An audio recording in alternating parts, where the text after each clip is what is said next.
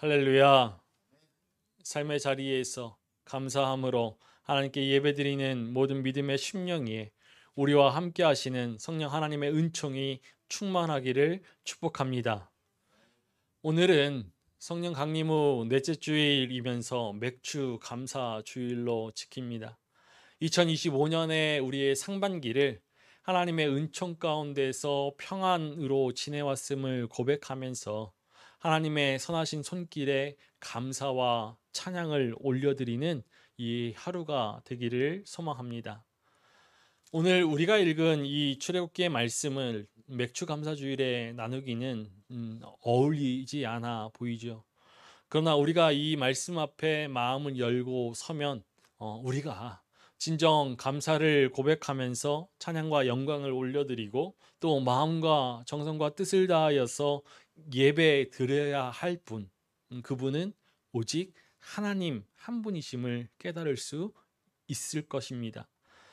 오늘 우리가 읽은 이 출애굽기 32장의 말씀은 금송아지 사건으로 모두가 잘 알고 있는 이야기입니다. 그런데 이 이야기는 출애굽기 19장에서부터 이어지고 있죠.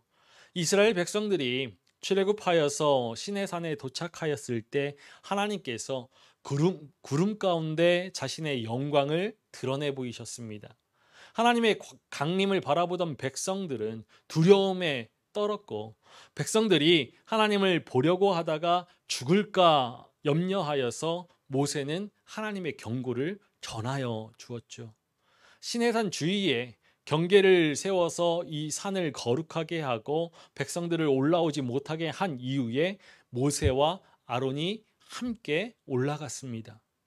이후 출애굽기 20장에는 십계명이 전해지고 우레와 번개, 나팔소리와 산의 연기를 본 백성들이 두려움에 떨었죠.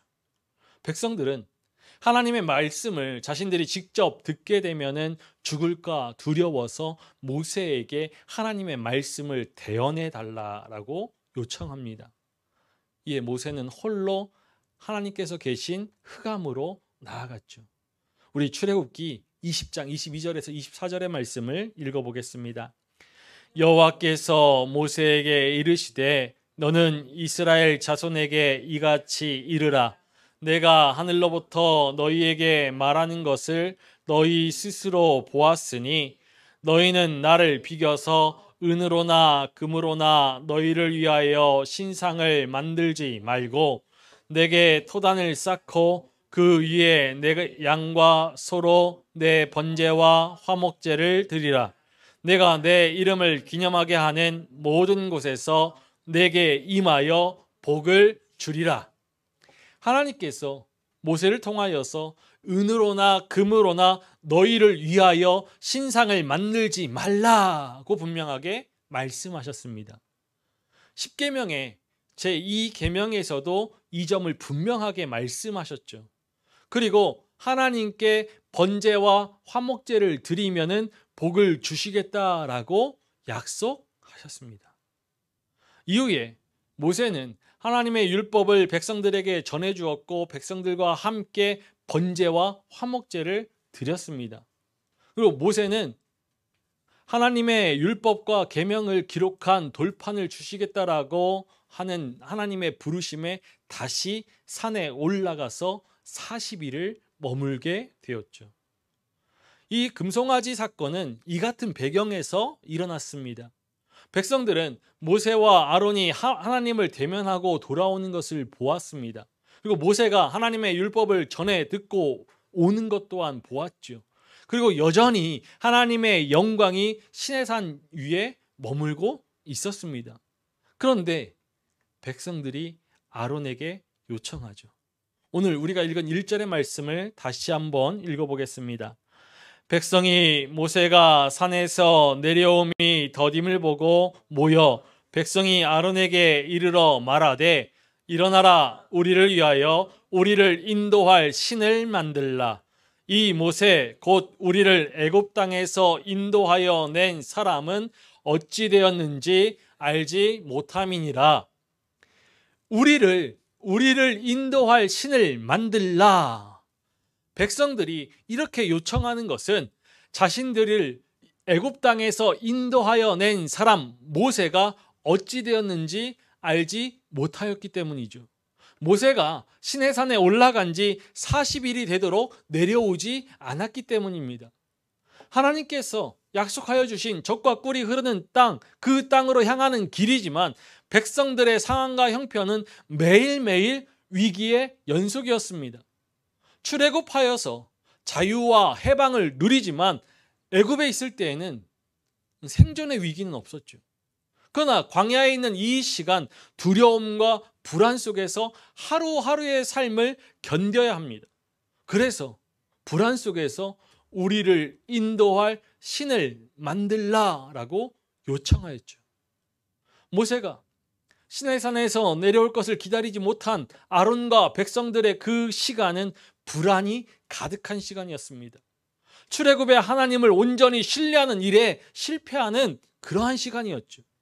모세가 하나님과 대면하여서 율법을 받는 그 시간의 반대편에서 백성들이 신뢰가 아닌 불안을 형상화하는 일이 일어나고 만 것입니다.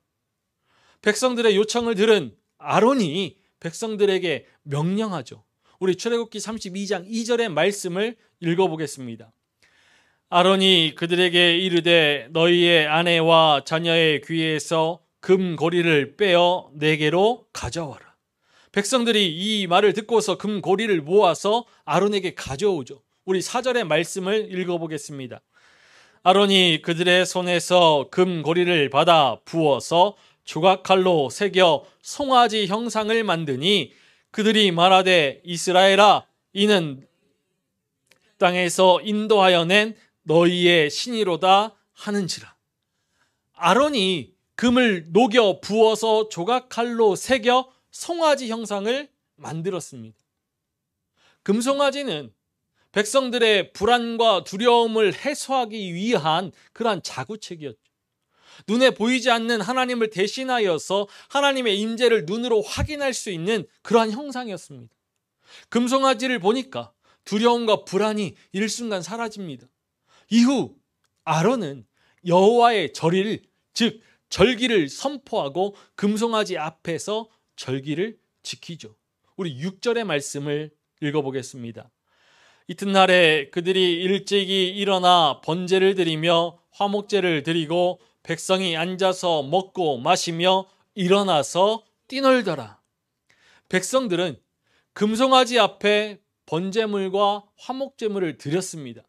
번제는 제물을 모두 태우는 제사로 오직 하나님만을 경외하겠다라는 그런 의미가 담겨져 있습니다. 그리고 화목제는 하나님과 화목을 이루는 제사이지요. 이렇듯이 번제와 화목제는 하나님께 드려야 할 제사인데 백성들은 금송아지 앞에서 번제와 화목제를 드리면서 하나님을 저버리는 행위를 하고 있는 것입니다. 이 금송아지 사건을 보면서 의아한 점이 한둘이 아니죠. 먼저 백성들이 하나님의 영광을 목격하고 있는 상황인데도 자신들을 출애굽하여 지금까지 인도하신 분이 하나님이라고 고백하지 않습니다. 그들은 우리를 애굽 땅에서 인도하여 낸 사람 모세를 추종하고 있죠. 하나님이 아닌 사람을 따르고 있습니다. 모세는 갈 길을 알지 못하는 이 백성들을 인도하여서 광야를 지나 가나안으로 인도해 줄 사람이었습니다. 그런데 이 모세가 보이지 않으니까 이 모세 곧 우리를 애굽 땅에서 인도하여 낸 사람이라고 하면서 경멸의 표현까지 서슴지 않고 있죠. 백성들은 모세가 하나님께서 사용하시는 사람에 지나지 않음을 알지 못하였습니다. 모세가 시내산에서 내려오지 않는다라고 하여서 하나님께서 그 백성들과 함께 계시지 않는 것 아니죠. 구름 기둥과 불 기둥이 사라지는 것도 아니고 만나 메추라기가 끊어지는 것도 아닙니다. 중요한 것은 사람이 아니라 하나님입니다. 이스라엘 백성들은 자신을 인도하신 분이 하나님이심을 온전히 깨닫지 못하고 있는 것이죠. 그리고 우리를 인도할 신을 만들라라는 백성들의 요청도 눈여겨보아야 합니다. 여기서 신은 히브리어로 하나님을 뜻하는 엘로힘으로 백성들의 요청은 우리를 인도할 하나님을 만들라라는 것이죠. 자신들의 앞에 서서 걸어갈 하나님을 우리에게 만들어 달라라고 요청한 것입니다. 이스라엘 백성들은 자신들의 두 눈으로 보고 있는 그 하나님의 영광을 외면하였습니다. 출애굽하여서 지금까지 인도하시고 가나안 땅으로 인도하실 하나님을 외면하였죠. 앞서도 말씀드렸듯이 우레와 번개, 나팔소리와 산의 연기를 보면서 하나님께서 자신들을 죽일까 봐서 두려웠기 때문입니다. 그래서 백성들은 자신들의 앞에 서서 인도하실 새로운 하나님을 요청하고 있습니다. 두려움이 아니라, 불안이 아니라 친절함으로 인도하실 하나님을 요청하고 있는 것이죠. 더불어서 이 금송아지 형상을 보면 너희를 애굽 땅에서 인도하여 낸 너희의 신이로다라고 하는 아론의 언행도 살펴보아야 할 것 같습니다. 백성들은 아론에게 우리를 인도할 신을 만들라라고 요청하였는데 아론은 너희를 애굽 땅에서 인도하여 낸 너희의 신이로다라고 말하고 있죠. 앞서서 자신들을 인도해 줄 하나님을 찾는 백성들에게 너희를 애굽 땅에서 인도하여 낸 하나님을 기억하라라는 의미로 우리가 해석해 볼 수도 있습니다. 너희를 애굽 땅에서 인도하여 낸 너희의 신이로다, 이 말을 자세히 보면은 우상을 만들려는 그러한 의도가 아니라 하나님을 눈으로 보이도록 그 형상을 만든 듯이 보이죠. 아론이 이 금송아지 형상을 두고서 백성들을 애굽에서 인도하여 낸 하나님이라고 일깨워 주는 듯 보이지만 백성들은 이 금송아지를 보고서 불안을 떨쳐낼 수 있고 죽음의 두려움에서 벗어날 수 있고 금으로 만들어서 눈으로 보기에도 화려한 신을 만들어 낸 것입니다. 금송아지 사건은 눈으로 보이지 않는 하나님을 형상화한 우상 숭배의 전형을 보여주고 있죠.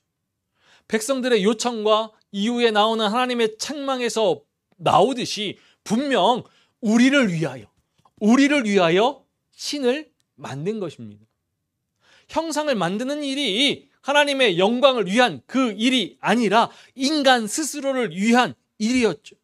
눈에 보이지 않는 하나님을 온전히 신뢰하기보다 눈에 보이는 것을 쫓는 인간의 본성을 여실히 보여주는 그런 사건입니다. 아론은 이 금송아지 형상을 하나님이라고 하였습니다. 송아지를 히브리어로 에겔이라고 하는데 1년 된 숫소를 말합니다. 이스라엘 백성들은 이 1년 된 숫소를 번제물로 드려서 죄를 회개하고 헌신을 다짐하였습니다. 그리고 부정을 정결하게 하기 위한 속죄제를 드릴 때에도 이 1년 된 숫소가 제물이 되었죠. 제사는 하나님을 온전히 따르고 섬기겠다라는 그런 회개와 순종의 표현입니다. 그러나 하나님께 제물로 드렸던 이 송아지 에게를 자신들의 앞에서 인도할 하나님으로 삼았고 하나님의 절기를 지켰습니다. 하나님께서 이 모습을 보시고서 모세에게 내 백성이 부패하였도다 하시며 진노하셨죠. 출애굽 이후에 광야의 길을 지나가는 시간, 하나님께서 신실하게 언약을 지키시는 분이심을 보여주심에도 백성들은 하나님을 온전히 신뢰하지 못하고서 이렇게 금송아지를 만들어 섬겼습니다.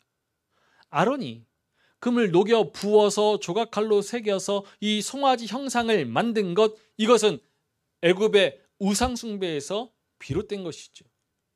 고대 근동에서 소는 풍요와 다산, 힘의 상징이었습니다. 그래서 자신들이 섬기는 이 신의 상징으로 소를 형상화하여 섬겼죠. 신의 발등상 아래에 소가 새겨지기도 합니다. 그런데 아피스라는 애굽에서 숭배하였던 소가 있습니다. 우리가 잘 알듯이 또 풍요의 신 바알도 황소로 형상화되었죠. 이렇듯 아론의 금송아지는 당시 애굽을 비롯한 그 근동의 신에 대한 그런 관념을 바로 보여주고 있는 것이죠. 백성들이 이 금송아지 앞에서 앉아서 먹고 마시며 일어나서 뛰고 논 것, 이것은 애굽의 우상숭배 의식에서 또한 비롯된 것입니다. 애굽의 백성들이 아피스, 애굽의 그 소, 우상을 섬길 때, 숭배할 때 이 아피스 상 앞에 제단을 쌓아놓고서 둘러 앉아서 먹고 마시며 춤을 췄습니다. 이렇게 이스라엘 백성들은 하나님 대신에 우상을 숭배한 것이고 하나님을 형상으로 만들어서 섬긴 죄를 저지른 것이죠. 지금도 세상 곳곳에 풍요와 힘의 상징인 그런 황소 동상이 세워져 있습니다. 대표적인 곳이 세계 금융시장의 상징이라고 하는 뉴욕의 월스트리트에 이 황소 동상이 있죠. 이 황소 동상의 특정 부위를 만지면은 부자가 된다라고 해서 많은 사람들이 이 동상을 찾습니다. 출애굽은 단지 애굽의 그 지역, 애굽의 통치 지역을 벗어나는 것만을 뜻하는 것이 아닙니다. 애굽의 가치, 애굽의 사고, 애굽의 의식과 애굽의 문화에서 벗어나는 것, 이것이 출애굽입니다. 그리고 하나님의 거룩한 백성, 제사장 나라로 거듭나는 것이죠. 우리 출애굽기 19장 5절과 6절의 말씀을 읽어보겠습니다. 세계가 다 내게 속하였나니 너희가 내 말을 잘 듣고 내 언약을 지키면 너희는 모든 민족 중에서 내 소유가 되겠고 너희가 내게 대하여 제사장 나라가 되며 거룩한 백성이 되리라. 너는 이 말을 이스라엘 자손에게 전할지니라.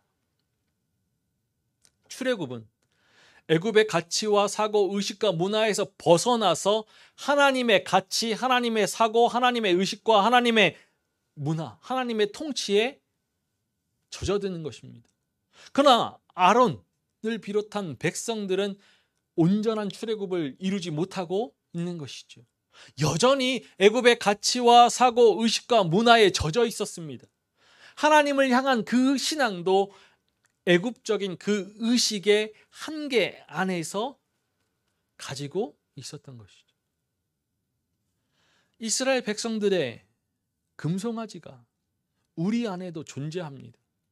예수 그리스도를 믿는 믿음으로 살아간다라고 하면서도 세상의 가치와 세상의 사고, 세상의 의식과 문화를 따르면서 세상의 부와 명예, 성공을 추구하는 모습들이 우리 안에 만연하죠. 지금 이 시대의 우상은 하나님의 말씀이 삶의 기준이 되는 것이 아니라 세상의 가치와 세상의 방식, 세상의 풍조가 기준이 되기 때문에, 삶의 기준이 되기 때문에 생겨나는 것입니다. 하나님의 형상을 따라 지음받은 인간은 자신들의 욕망을 따라서 여러 가지 신을 만들어 왔습니다. 칼빈은 인간의 마음은 우상을 만들어내는 공장이라고도 하였습니다. 이 우상은 앞서서도 말씀드렸지만 우리를 위하여, 인간 자신을 위하여서 만든 것이죠. 존재하지 않는 것인데 인간 스스로의 유익을 위하여서 만든 것입니다. 소뿐만 아니라 어떤 형상으로든지 인간 스스로를 위해 만든 것이 우상입니다. 형상이 있는 것뿐만 아니라 돈, 명예, 성공과 같이 형상이 없는 것도 우상이죠. 믿음의 대상이신 하나님은 형체가 없으시고 사람의 눈으로 볼 수 없는 영이십니다. 우리의 마음의 중심에 하나님께서 자리하고 계신데 하나님께서 어떠한 분이신지 제대로 알지 못합니다. 오늘 우리는 보지 못하는 하나님을 형상화하여서 하나님으로 섬기고 있는 것은 아닌지, 세상의 가치와 세상의 풍조를 따라가면서 우리가 바라고 있는 하나님, 우리의 생각과 우리의 욕망이 투영하여서 하나님으로 섬기고 있는 것은 아닌지 돌아보아야 합니다. 세상 그 어느 누구도 우상을 섬기면서 스스로 우상을 섬긴다라고 말하는 사람 없죠. 하나님을 믿는다라고 하면서도 풍요를 바란다라면은 우리가 믿는 하나님은 금송아지 또는 바알입니다. 하나님을 믿는다라고 하면서 자녀의 복과 다산을 바란다라면은 우리가 믿는 하나님은 아세라이죠. 각자의 욕망이 투영된 하나님을 만들어 섬기면서 스스로 잘 믿는다라고 자부하여서는 안 됩니다. 우리 안에, 교회 안에 번영신학이라는 그 이름으로 세상의 가치와 세상의 풍조가 만연해 있습니다. 2025년 한 해의 절반을 지나가고 있는 이 시점에 우리는 그리스도 예수의 사람으로 살아가는 우리의 믿음을 다시 한번 점검해야 합니다. 우리는 지금 우리를 이 자리에 세우신 분이 누구라고 고백하고 있습니까?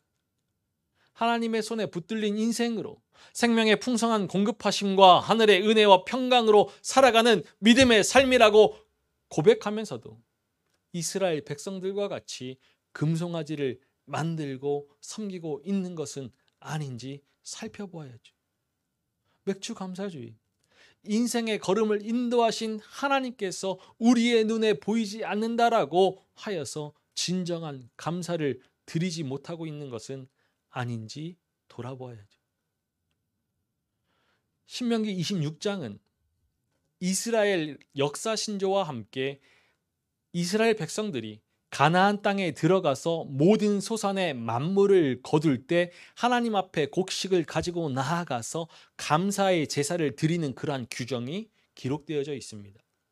이스라엘 역사 신조를 감사 제사를 드리는 가운데 백성들이 드리는 기도문입니다. 하나님 앞에 감사하는 마음으로 나와서 드리는 그 기도의 내용을 보면은 자신들의 역사에 대한 고백인 것을 알 수가 있죠. 하나님께서 주신 것에 대한 감사가 아닙니다. 백성들은 이 역사 신조를 통하여서 자신들의 정체성에 대해서 고백하고 있죠. 우리는 방랑하는 아람 사람으로서 애굽에서 거류하였습니다. 애굽 사람이 우리를 학대하면서 괴롭혀서 고난 중에 조상의 하나님 여호와께 부르짖었습니다. 그런데 하나님께서 들으시고 우리의 고통과 신고와 압제를 보시고서 강한 손과 편팔과 큰 위엄과 이적과 기사로 우리를 애굽에서 인도하여 젖과 꿀이 흐르는 땅을 주셨습니다. 이 이스라엘의 역사 신조를 잘못 이해하면 하나님께서 아브라함의 언약을 신실하게 지키셔서 땅과 자손 복을 주심에 감사하는 것으로 볼 수 있습니다. 그러나 백성들의 이 고백은 하나님께서 무엇을 주신 것에 대한 그 감사가 아니라 자신들의 뿌리, 자신들의 정체성을 알고서 감사하는 것입니다. 자신들의 정체성을 안다라는 것, 그것은 곧 하나님께서 어떤 분이신가를 아는 것이죠. 그러므로 이 역사신조는 하나님께 대한 고백이고 하나님에 대한 감사입니다. 이 이스라엘의 역사 신조를 바탕으로 우리는 우리의 감사를 새롭게 해야 합니다. 상황과 형편에 따라서 감사를 할지 아니면 불평을 늘어놓을지 우리가 판단하는 것 아닙니다. 하나님께서 우리에게 주신 것을 보면서 우리가 누구이길래 하나님께서 모든 것을 허락하시고 하나님께서 어떠한 분이시길래 우리에게 좋은 것들을 주시는 것인가 성찰하면서 우리에게 주신 것을 가지고서 어떠한 삶을 살아가야 할지 믿음으로 해석해야 합니다. 감사의 초점을 우리에게서 하나님으로 옮기고 하나님 중심으로 우리의 삶을 재편해야 하는 것이죠.